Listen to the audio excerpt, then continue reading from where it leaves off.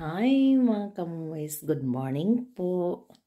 Mukhang, mukhang maraming trabaho mga kamuwis. Day off ako ngayon mga kamuwis kasi gi-change ko ang bukas normally is my day off. Ay mga kamuwis, good morning, good afternoon mga kamuwis. Alas 3:20 hapit dito sa labas mga kamuwis. Kumusta na kayong lahat? Ako hindi pa nakapaniod to mga kamuwis. Almusal lang. Ipakita ko sa inyo ano ang tanghalian ko. Bago ako magtrabaho mga kamuwis, I will tell you. Magtrabaho dito sa bahay ba? Day off ako ngayon kasi na-change. Kasi sa weekend, sa Friday is holiday. You know what is November 1 mga kamuwis? All Souls Day. November 2 is All Saints Day. Okay? At saka, ano ang gagawin ko this weekend, darating yung mga anak ko, mga kamuwis. Darating naman sila kasi hindi sila nakapunta dito for 2 weeks. Birthday ni anak kong eldest, October 13. Birthday pala niya, hindi natuloy kasi October 30 na doon pala sila sa Grecian land. Nag-holiday with his family. Yung anak kong eldest lalaki. At saka may ano siya, hindi pa sila kasal, GF pa yung mga kamuso. Or engaged niya. Engaged with one daughter, apo ko. At saka uwi sila mga kamuso. Ano nangyari? After 1 week holiday, nag-corona yung asawa niya, yung babae. Ano is corona? Yung COVID ba? Pero I don't know, that is only gripe. Gripe is kanabang murag hilanat siguro ba ina ba. Nag-ano siya mga kamuwis, hindi natuloy yung last week mo. Normally they want to visit us or celebrate his birthday here last week. Pero hindi natuloy kasi may corona nga ang asawa, yung babae. At saka ngayon, nagplano sila na magpunta dito November 1 sa weekend. That's why I'm keep busy today. I will clean, I will vacuum. Nag-ano na ako mga kamuwis, nag-start na ako kanina, naglinis. At saka, i-vacuum ko lang kasi naglinis ako last week. Naglinis ako last week mga kamuwis. Really. Nag-ano ako ng window for 2 weeks. Nag-clean yung mga window. Ano pa, very clean pa, Mr. Clean mga kamuwis, diba? Very clean, Mr. Clean. Walang gumagalaw dyan, walang batang maliit. Ako lang at si asawa ko. At saka dito sa sala namin, very clean, Mr. Clean pa, na naglinis ako din. Tingnan niyo ang mga windows ko. Very clean, Mr. Clean, very clear pa, mga kamuwis. Yeah. And now, I will clean like Mr. Clean in the oven. So, I had to clean already last 2 weeks. Yung kitchen namin, di ba, cut ako mga kamuwis. Limpyo na yun. At saka yung bathroom, ano lang ako mga kamuwis. Yung alikabok, tanggalin ko lang. Nag-ano na ako ng rugs ganina. Tanggalin ko lang, pinunasan ko na last week dito. Ang anong gawin ko, mag-vacuum at saka punasan ko ng parang lang sa mga alikabok mga kamuwis. Kasi hindi ko nabasain. Every 2 weeks lang basain ko mga kamuwis. Kasi mag-vacuum ako ngayon. At saka doon nagpunas ng dry lang kasi lang yung alikabok lang yung mga kamuwis ba. At saka i-vacuum ko ngayon. Magtingin ako paano ako mag-vacuum mga kamuwis. I will show you how to vacuum here in our small nipa hut. So like that. So vacuum ko. Ito ang vacuum ko, mga kamoys. Ito ang vacuum ko. So, mag-vacuum na ako dito, mga kamoys. Mag-start ako ng vacuum dito.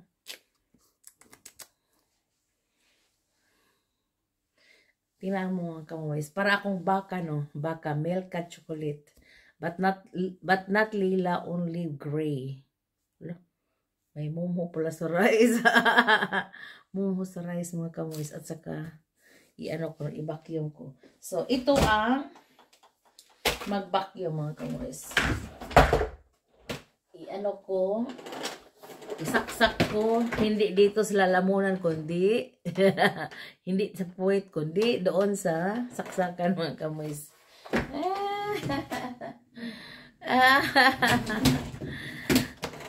Mahirap palang mga kamoys. Kung maglinis sa sariling bahay is I'm keeping charred.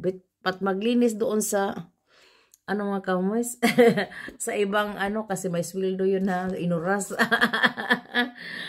Magtrabaho dito din mga kamoys. Ang mga trabaho dito dire kanang bisag lang ka household chores.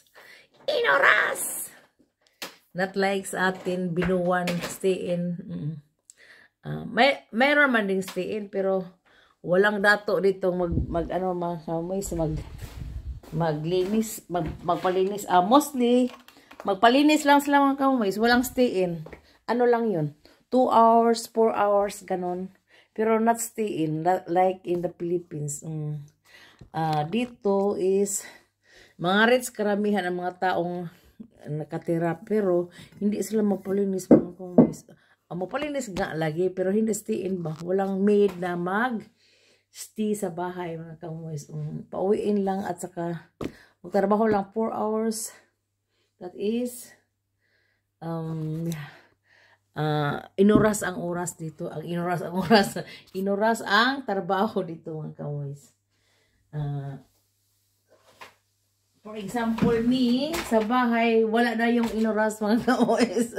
Pakyaw na yun, pakyaw. Pakyaw na walang bayad. Not Pacquiao, not Manny Pacquiao, ha. Ito, mag-vacuum ako mga kamoys, ha. So, my vacuum is very cute. Yan ako nang lagay. Ito ang vacuum ko mga kamoys. Tingnan mo, mga cute lang from Millie with Love. Millie is the best, but kung mag-uba mga kamoy, is not the best. Pero, matagal na din yun ang ko. So, at ganon lang. At saka sa daycare namin, yung tinrabahoan ko mga kamoy, yun, malaki na vacuum for para talaga pang sa malaking space ba. Sa amin, maliit lang mga kamoy. So, like that.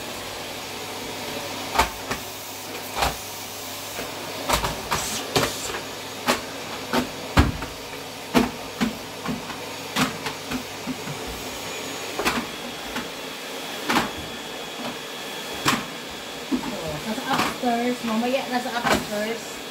Pagkat-kat ko doon sa upstairs, mamaya na din. Dito lang ako sa baba ngayon mga kamoys. At saka, lang ang carpet namin, 3 lang.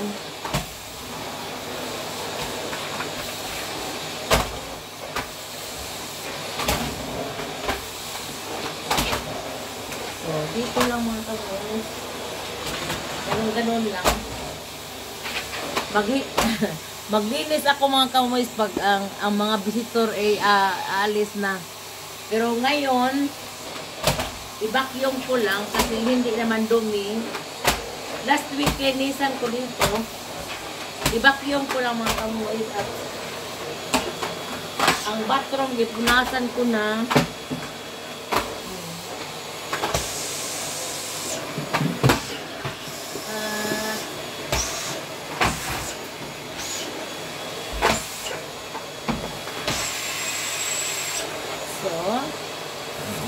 Nandito ako sa my dining room. Ang dining room, i-ano ko rin, i-vacuum ko rin mga kaways. So, like that.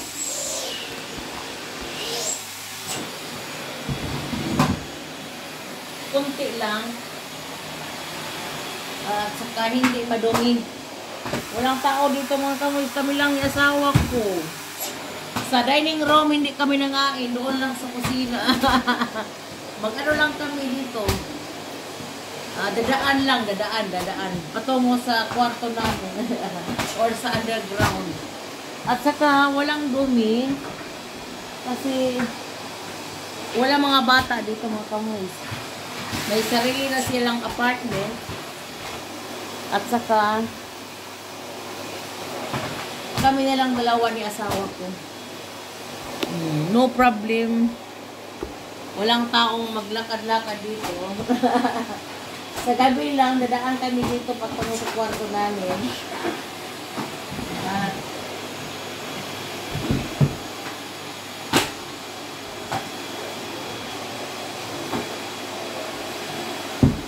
So, ito ang dining room namin.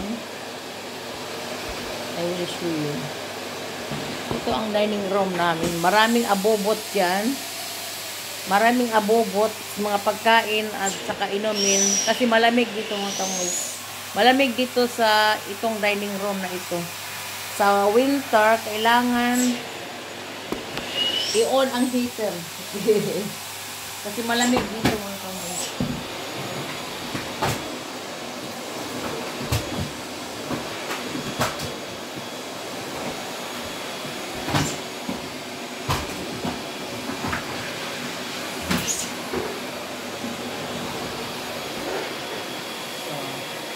Like that. At saka, punta na ako sa kusina. Tapos na dito mga kamoys. Tapos na sa dining room. Basta kay ang carpet lang ang ano ko, nagipurasan ko na kanina. Yung mga alikabok, nandoon na sa labas mga kamoys. Ano ko lang, biyab-biyab ko lang ang mga no need to punas ng basa kasi is very clean, Mr. Clean. Mag-vacuum lang mga kamuis. At saka dito mag-vacuum din ako. I-open ko ang window para fresh air, i-press air na mga kamuis, like that. So dito ako mag-vacuum.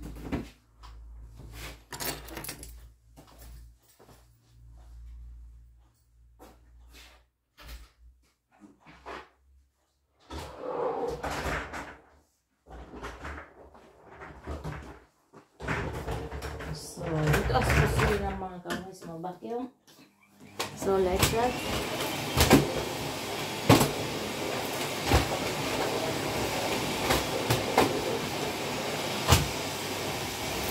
So, ano kami mga kamoys? Dito kami mga araw-araw ni asawa ko sa maliit na lamisa. Yung round table. Kung araw-araw yun.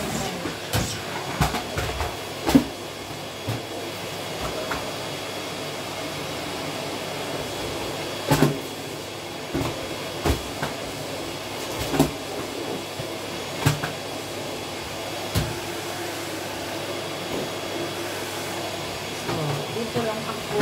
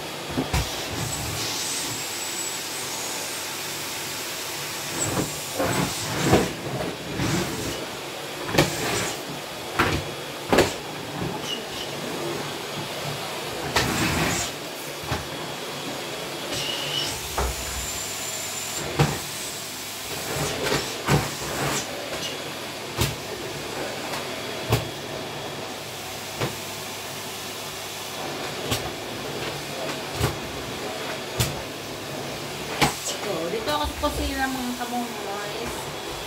Nag-vacuum. Kunti lang carpet mga kamumoys. Ang rug, ano ko rin. Vacuum ko rin na.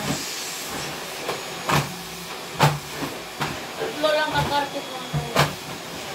Maliit na carpet.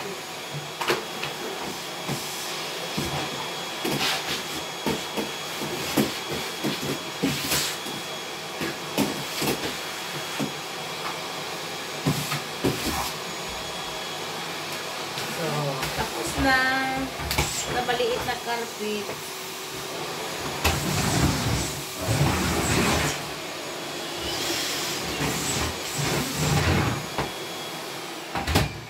At saka magtupi ako mamaya sa nilabahan mga kamus.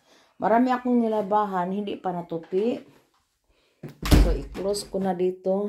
I-open ko ang window. Mga kamus. Itong window ng mga kamus, kailangan like that only pag hindi open.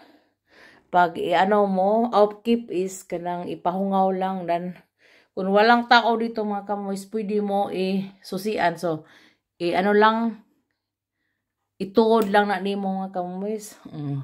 Hindi na maabli. Wala lang tao makaabli, basta i-close. May susi iyon. Dito lang sa bagong ano, sa ito ang mga labahan ko mga kamoys.